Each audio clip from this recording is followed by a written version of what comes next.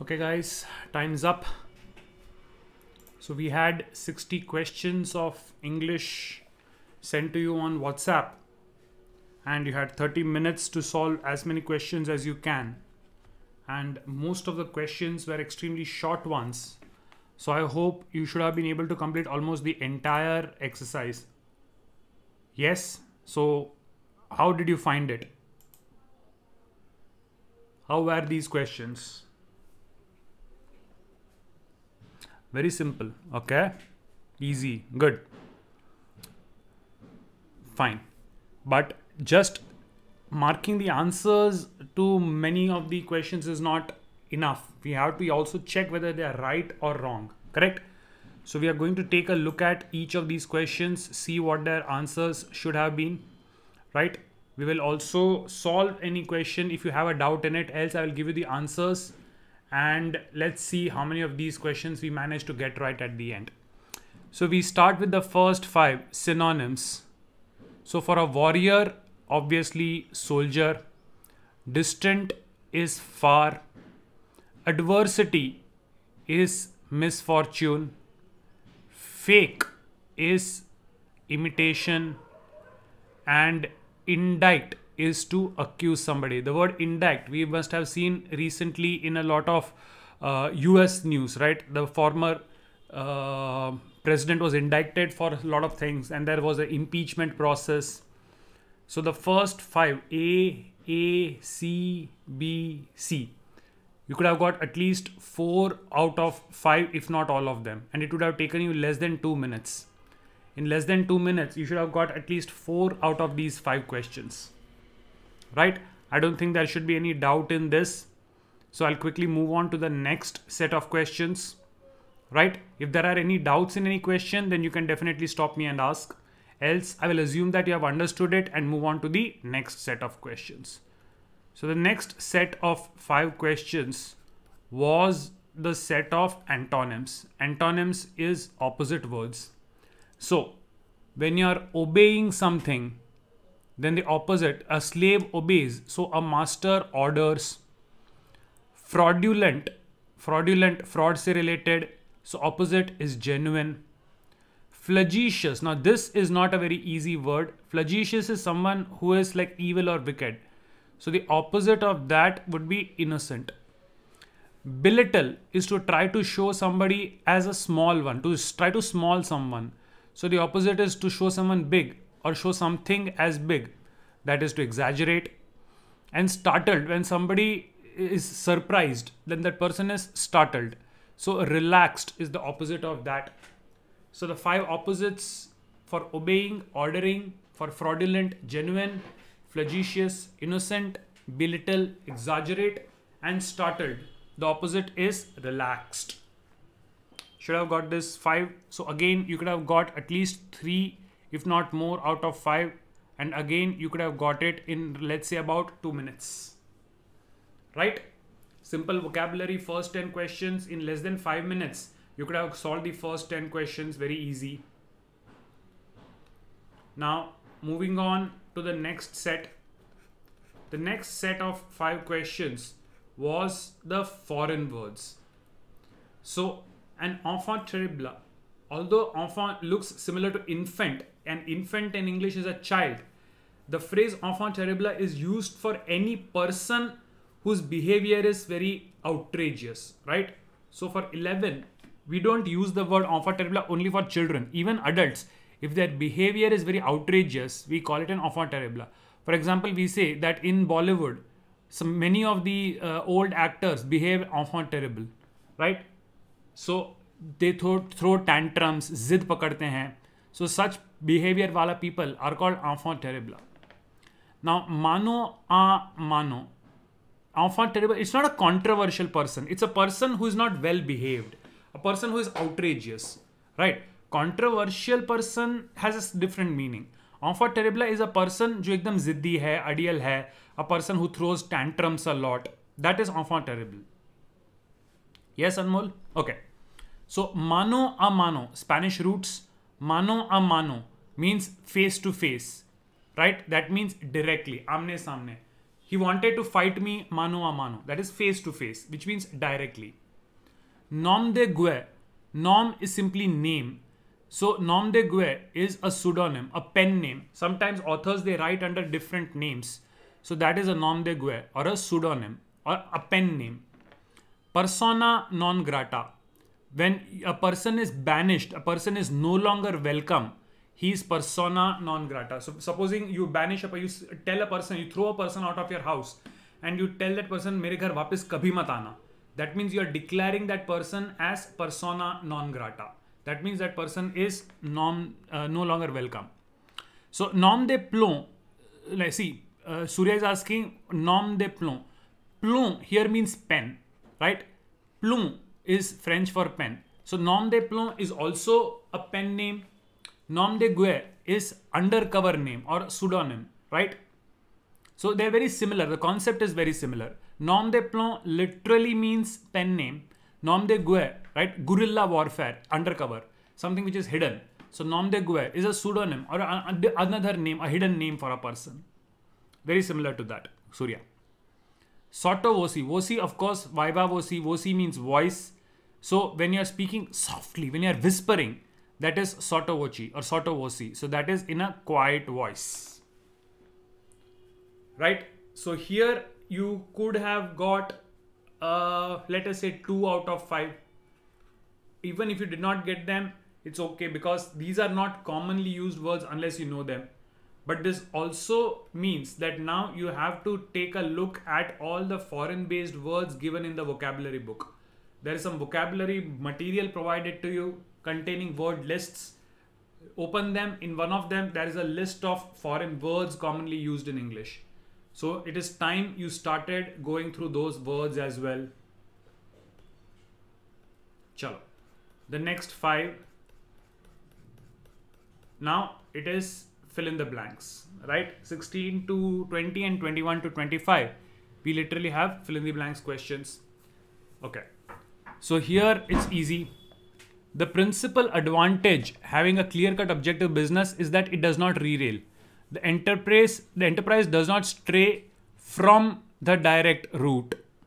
The enterprise does not stray from the direct route that it has set for itself.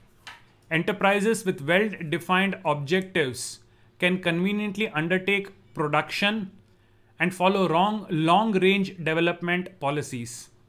Recognition of objectives removes the temptation to compromise long-range objectives for short-term gains and improves coordination in work and consistency in policy.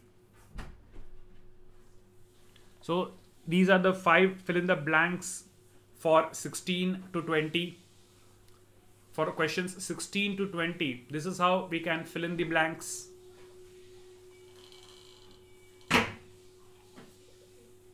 And did you get these ones? They're pretty simple. If there are any doubts, then do ask me. I'm assuming you have understood the questions so far. Okay. So then moving ahead to the next set of questions. Let children learn to judge their own work.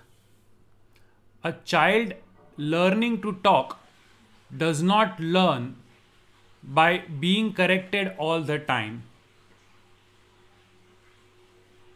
If corrected too much, he will halt, he will avoid talking. He will avoid talking. He notices 1,000 times a day. He notices 1,000 times a day the difference between the language he uses and the language those around him use. So these are the ones. So Swayam, when you, now the controversy is generally for 24th one. Many people ask, is stop not a good option? See, when a child is told something is bad, or when a child is given some sort of negative input and the child develops a fear for it, do you stop doing it or do you avoid doing it? For example, if you have been bitten by a dog, Do you stop going in front of the dog or do you avoid going in front of the dog? Stop means you have a choice. Avoidance is generally because of fear. So in this case, avoid is actually a better word than stop. Stop literally means he just stopped it as a voluntarily. But here, because the child is being corrected in a bad manner, so the child has a sort of fear which develops in the mind. So the word avoid is better. Right? Anmol, stop is not necessarily temporary. Stop is not necessarily temporary. Here, the sense in which the word has to be used is because the child has got a negative feeling towards the activity, the child does what? Does the child stop doing it or avoid doing it? The word avoid shows that it is being made to do it. And hence, avoid is a better word than stop. Do you get that? Avoid is a better word than stop. Swayam? Did you understand that? Why avoid is actually better than stop? Because it goes with the entire sense of this passage. Right? Okay. Moving ahead to the next set of questions. Now, which of the phrases below each sentence should replace the phrase printed in bold to make it grammatically correct? Okay, grammar. First one. The small child does whatever his father was done. Well, this is called the error of parallelism. Now we know that when there are multiple verbs used in a sentence, right, then they should be in the same tense. The small child does. Does के साथ was done कैसे आएगा? The small child does whatever his father does. That's it. So C is definitely my answer here. 27th. You need not come unless you want to. Okay? Need not come unless you want to. Now, the word come is understood that actually it is you need not come unless you want to come. Right? And this come is understood, it is not written. But because there are two times the word come used, you have to see in what sense, in what tense it has been used. So when you use the infinitive form to come here, then need not come should also be in infinitive form. So you don't need to come unless you want to come should be my answer. Right? This to wala usage has to be consistent. And because I cannot change the second part, so definitely the first part can be changed. You don't need to come unless you want to come. To come. ये साथ में होना चाहिए. These should be in the same tense. The same principle as the previous question, that is parallelism of multiple verbs.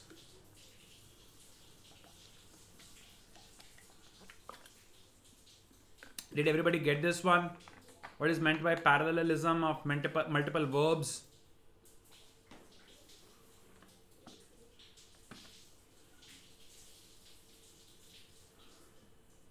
Did you understand this example?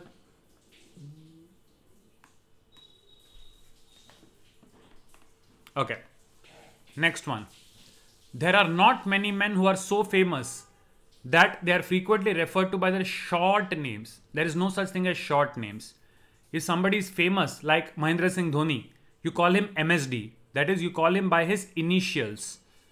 So the word we are looking for is initials. There are not many men who are so famous that they are frequently referred to by their initials. We don't call it short name. We call them initials. Like Mohandas Karamchand Gandhi, MKG. MLK is Martin Luther King. So when we just refer to people by their initials, we call them initials. We don't say short name or middle name or even signature, right? So the correct word that we are definitely looking for is initials. The man to who I sold. No, the man to whom I sold my house was a cheat. You don't say who. Whom, right? If the person is the subject, we use who. If the person is the recipient, we use whom. The man who sold his house to me. The man to whom I sold my house. If he sells the house, then who? If I sell the house to him, he buys my house, then whom? So यहाँ पे the man to whom I sold my house was a cheat. That is the 29th one. Moving ahead, they were all shocked at his failure in the competition. Technically speaking, there is no correction which is required here. They were all shocked at his failure in the competition. Keep the sentence as it is. You don't need any correction in this particular example. I need not offer any explanation. I need not offer. This is present tense. I need not offer any explanation regarding this incident. My behavior is speaking. ING क्यों होगा? My behavior speaks for itself. I need not offer. Need not is present tense. So I need not offer any explanation regarding this incident. My behavior speaks for itself. So 31st में speaks for itself. 32nd, he is too important to tolerate. Right? To के साथ to लगता है. To something. To something. To quality. To verb. That is the thing. He is too tall to be comfortable. He is too fat to be able to ride.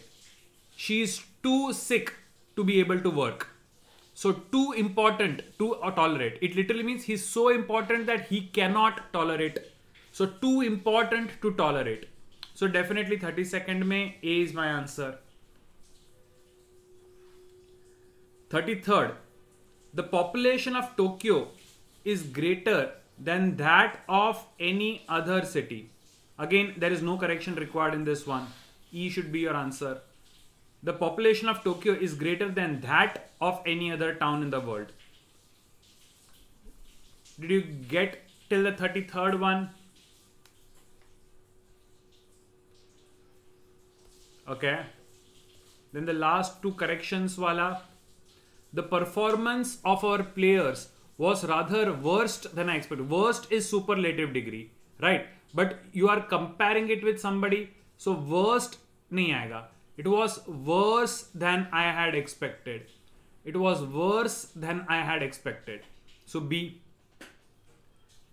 And 35th में did के साथ कभी भी past tense use नहीं होता है. Why did you not throw the bag away? Why did you not throw the bag away? Did के साथ हमेशा present tense का verb लगेगा. Did not threw. Many of us make this mistake कि did के साथ past tense वाला verb use करते हैं. But we do not say he did not spoke. We say he did not speak. She did not dance नहीं आएगा. She did not dance. So did not के साथ हमेशा present tense of the verb ही लगेगा. So any doubts from 26 to 35? Any doubts in questions 26 to 35?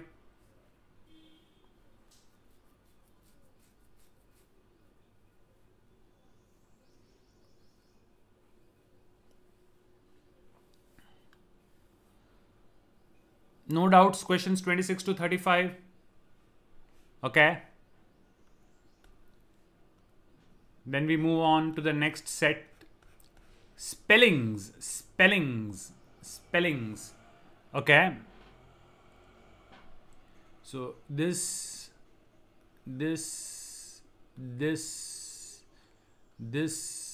and this. Although this is also correct, but this is taken. ये तो simple spellings है.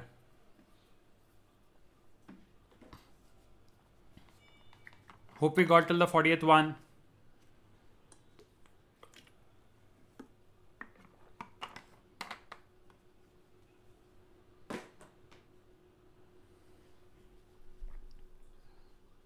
Okay. Then moving ahead with the next set of questions in this exercise. Reading comprehension. Okay. Let's read the passage before. It says, laws of nature are not commands, but statements of acts. The use of the word law in this context is rather unfortunate. It would be better to speak of uniformities in nature. This would do away with the elementary fallacy that a law implies a lawgiver. If a piece of matter does not obey a law of nature, it is punished. On the contrary, we say that the law has been incorrectly stated. So they are saying that, telling that it is the law of nature is rather wrong. Because when you use the word law, it means that we assume somebody has made that law.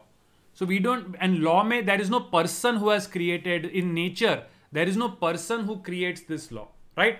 So it is not a matter of a law, it is about uniformities in nature, right? It is something about that. A very short passage. So let's see the questions. 41st one.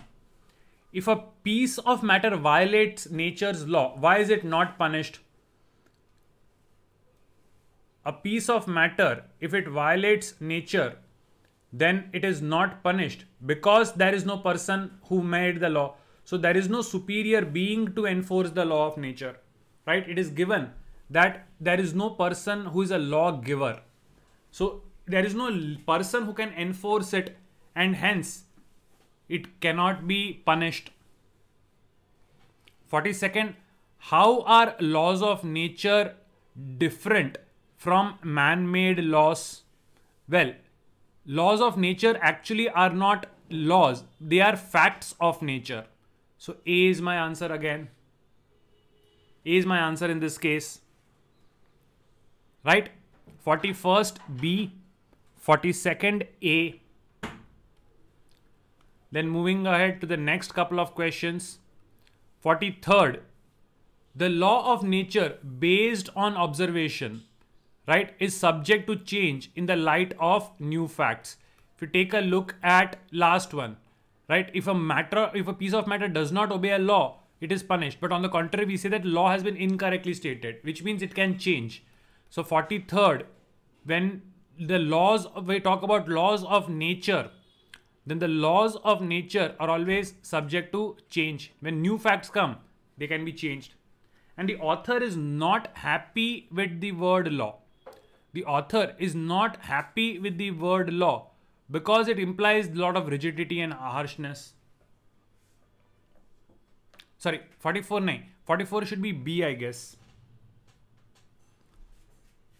Because it implies an agency which has made them. It implies an agency which has made them. So 44th is B. Which one? C. 44th. No. 44th may see. You are thinking of nature's uniformity. Saying that the use of the word law is unfortunate. Rather, we should not use the word law. We should say it is uniformity in nature. Now, why is that? This uniformity of nature is not the explanation of why using the word law is wrong. The uniformity of nature is given as an alternative of the word law. The reason why the word law is wrong is given here. It says it does away with the elementary fallacy that a law implies a lawgiver. So the problem with the word law is that it implies that there is a person who has actually made it, right? So he is not using uniformity of nature to explain what is the problem. He's saying uniformity of nature is the word to replace the word law. The reason he gives is because if you use the word law, you think as if somebody has given that law, right? It implies an agency which has made them. So 44th one is B. Now did you get it? Okay, so I am. Now did we get this one? Okay, chalo. Moving on to the next one then.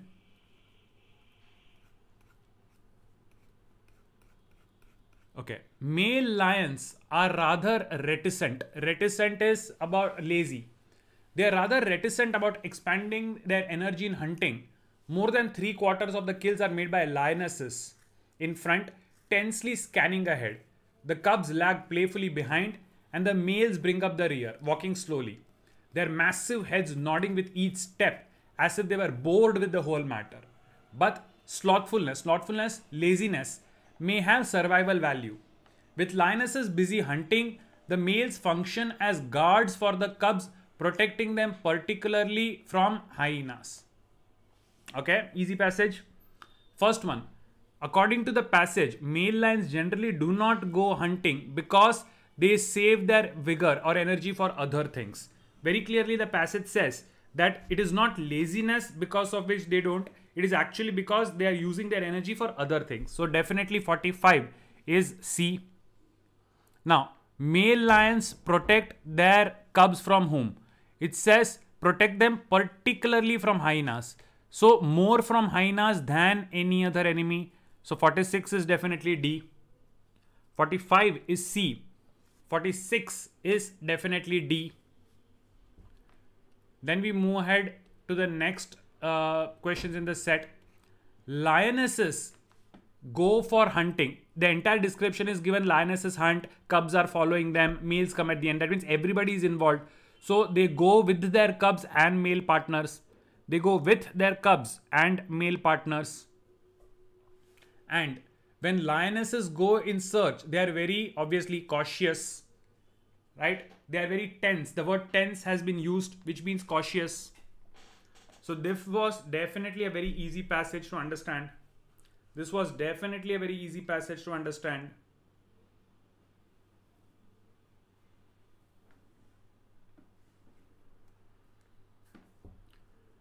Okay. Moving ahead to the next passage which was given. Okay. At this stage of civilization, when many nations are brought in to close and vital contact for good and evil, it is essential as never before that their gross ignorance of one another should be diminished. It is saying in this today, when all the worlds are interacting very closely with each other, we should not be ignorant about other people. We should know about them. That they should begin to understand a little of one another's historical experience and resulting mentality. It says that we should know about the history, about the past of other people so that we understand how they think. It is the fault of the English to expect people of other countries to react as they do to political and international situations. Now the English people, they are committing a mistake. What is the fault with the English? The English think that people of other countries will think like English people. No, people of other countries will think like themselves. Why they should behave like the English people? But that is the mistake that the English people do. The English people think that people across the world should think like the English. Our genuine goodwill and good intentions are often brought to nothing because we expect other people to be like us. We try to be good to others according to our standards. But our efforts to be good are actually a problem. Why? Because what we think about them may not be what they think. So this would be corrected if we knew the history, not necessarily in detail, but in broad outlines of the social and political conditions which have given to each nation its present character. See, the character of any nation, right, is actually the result of its history, right? The social conditions, the political conditions, these are the things which actually determine how a country behaves. So today, if Indians behave in a particular manner, it is because of our history. Today, if the French behave in a particular manner, it is because of their history and so on. So that is what the passage is about. Let's take a look at the questions. The first one, according to the author of Mentality of a Nation is mainly a product of what? Obviously history. The need for greater understanding between nations is more today than ever before. The character of a nation is a result of its social political conditions. According to the author, his countrymen should have a better understanding of other nations. And the last one, Englishmen like others to react to political situations like themselves. So 53 is B. Right? Got these 5?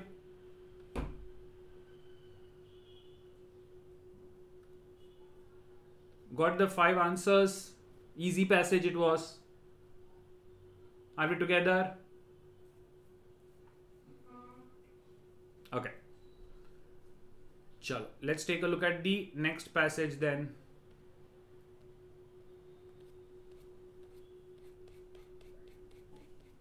Okay. What needs to be set right is our approach to work. It is common sight in our country of employees reporting for duty on time and at the same time doing little work. If an assessment is made of time they spent in gossiping, drinking tea, eating pan and smoking cigarettes, it will be shocking to know that the time devoted to actual work is negligible. The problem is the standard which the leadership in administration sets for the staff.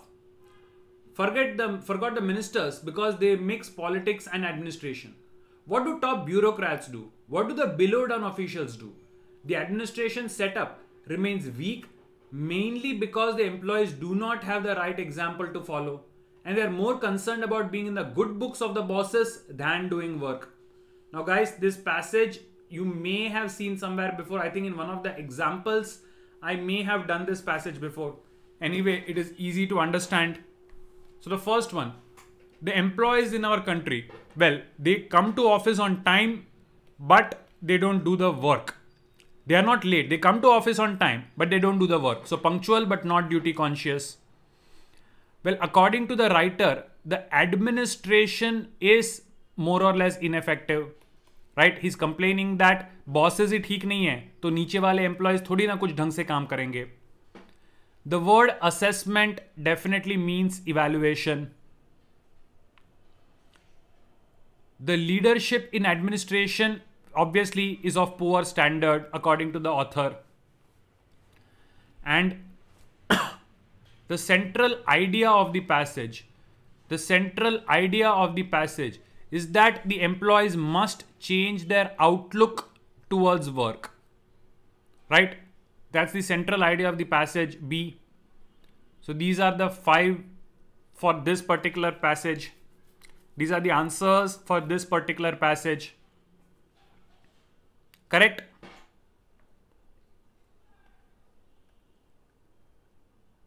Now we are just left with a couple of things. Last we have, I think, 2 idioms.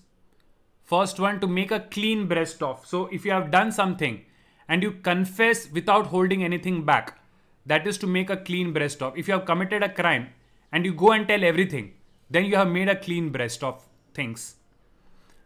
To lose one's temper means to become angry. So to keep one's temper means to be in a good mood. If you lose your temper, you are angry. So if you are keeping your temper, it means you are in a good mood. So easy passages.